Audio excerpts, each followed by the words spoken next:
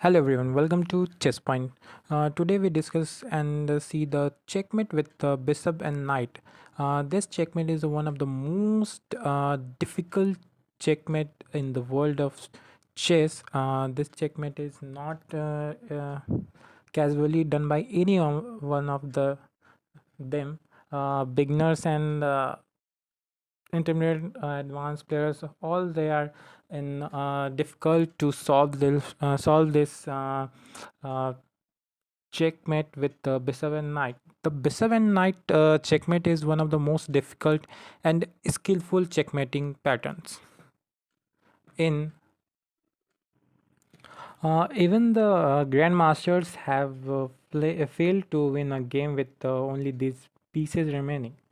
So here is what you need to know about this type of checkmate. First, what is the bishop and knight checkmate? Then second, we know why is the bishop and knight checkmate important.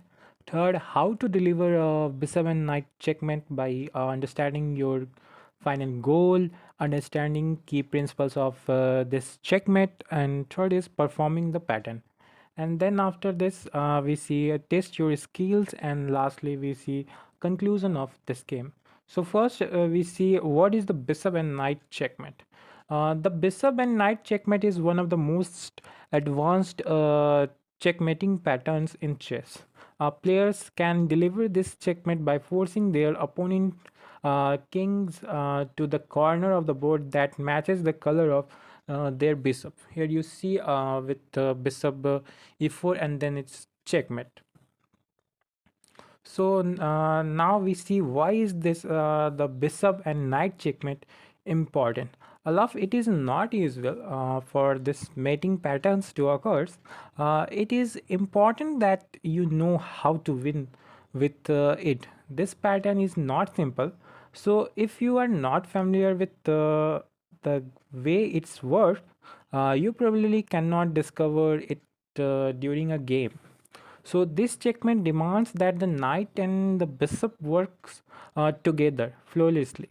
Learning how to wield your pieces with such coordination helps you to become a better player overall. So now we see how to deliver a bishop and knight checkmate. So now Uh, that you know why is you should learn this checkmate. It is time to learn how to win with it. You can reach a checkmate in few ways with these pieces, but this you can a pattern that is very easy to remember. So first, understanding your final goal. The first step is to understanding what your final goal is. You want to force the enemy king into the corner that matches your bishop's color. Doing so, it is a critical because the bishop needs to deliver the final blow. Here is the final sequence of moves you have to perform to meet your opponent. Now you see a position where knight at g7 and king g6 and bishop d6, and the black king goes to king h8. Now here is a mating position for white. So after this first move, white play with knight f5 check, and then king have only one move to move to king g8. Now another check comes with knight h6. Then king also have only one move to go to king h8, and now bishop e5 and checkmate the game. So, knowing that is your goal, your opponent will do everything in their power to prevent you from reaching it. They will attempt to keep there in the center of the board or the opposite corner of the one of where you are trying to take them. Let assume you can force their king to the corner successfully, but they run to the one of that does not match your bishop's color. So here you see a position where bishop is a white square bishop.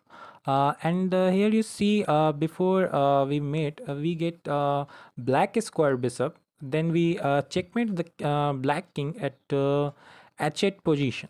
But here white square is bishop. Then we just go to the a8 to checkmate the black king. Now, after you reach this position, you are ready to start employing the mating pattern. Your goal now is to push the opposing king to the other corner of this row on the board. Understanding key principles of this checkmate. Before we start, it helps if you keep a few points in mind. The most important aspect of this checkmate is that your pieces must coordinate perfectly to trap the enemy king. Especially noteworthy is the fact that while the bishop always controls the squares of one color, the knight controls the other. This feature allows this checkmate to happen, and understanding it is pivotal to making sense of the moves you have to play. Now, so here we see a position where the bishop controls the light square bishop's square, and while the knight controls the dark square bishop. You see a knight capture the position squares of c5, b8, and b6, and more of them. And bishop also captures the white square with the bishop at the d3. Now a couple of tips can help you to achieve such coordination for this mating pattern. The first is that your knight always moves in a v shape except on its last move.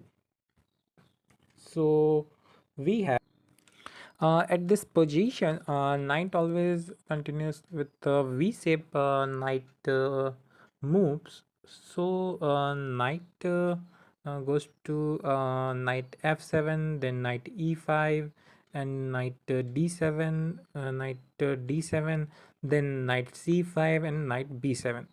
So here, white knights resemble the later V position.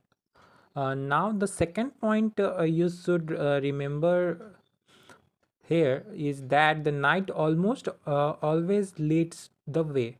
When you are pushing the enemy king to other side, the knight usually jumps first, followed by the king and only then the bishops. So here is the positions. This is the another position. What we see here at uh, if king tries to lead, your opponent can force you to admit your mistake and step back. So after this we move king to king e6, and then black king wants to go outside this block and capture areas with king f8. And here if we move knight and bishop any other thing, king out of this capture area what white creates. After this white king also goes for king f6 to block the g7 and e7 squares. After this then black king goes to king e8, then knight e5, king d8, king e6. So here is the position of your opponent can force you to admit your mistake and step back. Performing the pattern. Next, we see performing the pattern. Now that you understand your final goal and the fundamental concepts of this checkmating patterns, it is time to learn the move you need to play. The image below show the starting position you need to reach. So here, so this is your starting position to checkmating the one knight and one bishop. With this position, you forcefully to push the black king to the a8 square for the mating move. After you have reached that position, you are ready to continue. As you see the pattern unfolding below, notice how to principle mentioned above are applied. Note also how two white pieces work together to force the black king to other side of the board. So here we see how to get the other side of the board. We see so now we see how to meet with one knight and one bishop. So let's start so the first move of white is here knight c2. Then we goes to black goes to at king b1. So after this, we see here the move with bishop c4, then king c1, bishop a2, king d1, knight d4, king e1, king d3, uh, king f2, and knight e2. Here you see what we see previously, that knights move with v later, and moves with here at knight e2, then king f3, bishop uh, e6, and then king f2, bishop d5, king e1, king e3, king d1, bishop b3, king e1, bishop c2, king f1, knight f4, king e1, knight g2, king f1, king f3, king g1, king g3, king f1, bishop d3 check, king g1, knight f4, king h1. So here you see what we want to here is to position of black to at the y square at corner with the h1 square, and here we see how to mate with the waiting move of bishop b5, then king g1, knight h3 check, king h1, and here is a mating move with bishop c6, checkmate. So as you can see, if you know how to deliver a mate, there is no way for your opponent to escape. So now here's the end of the session. We see here the one of the most difficult checkmate in the world of chess or in chess universe. We see that one knight and one bishop checkmate here, and after the session or after this class, we you go and practice this moves and apply in your games. By the way, this position is sometimes apply or available in the games, but when this position comes, you not fear and then make this position and win the game. So thank you, but we have